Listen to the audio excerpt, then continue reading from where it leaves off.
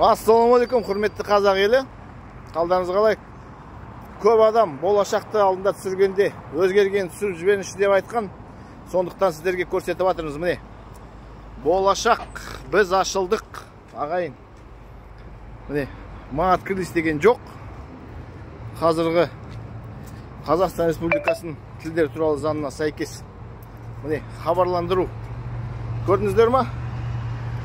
Ешепші, анау мынау. Бәрі. Сәлеметсіздер. Қалдарыңыз қалай? Міне. Шок баға, шок сына деп тұр. Не жерде? Төсек орын дейді. Қалай, бауырым? Не соқ қалай? Құдайды өздерің қалай? Міне, электр техникалық бұйымдар дейді.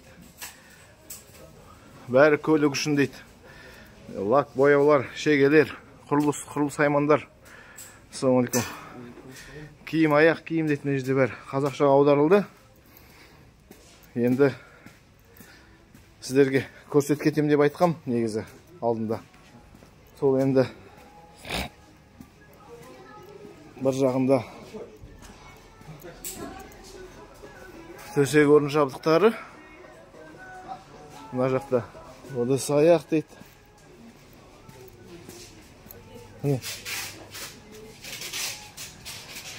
Жеңілдік. Мына жағында, арт жағында посуда деп тұрды. Бер жағы, міне. Ыдыс аяқ. Осылай ағайын өзгеріс жасаймыз. Бәріміз бірлесіп мәдениет және тілдерді дамыту бөлім бар арамызда. Сол кісілерге де рахмет. Екі жақтан, жан жақтан осылай түсіріп, алдында айтып кеткенде ұялы телефондар, аксессуарлар деп рахмет те қоямыз. Осылай болу керек. Шок баға, қазақ елі. Осылай болу керек. Астында шок цена деп жаз қой. Оған ешкім қарсылығы жоқ. Заң жүзінде бірінші қазақша жазылып тұру керек. Әне, ыдыс аяқ, төсек, жабдық орындары міне. Болды. Міне.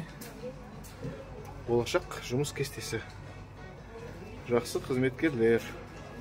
Не дейміз? Енді болашаққа сәйкес болды. Айтуға болады болашақ деп, е? Сондықтан ағайын, аман болайық, бар болайық.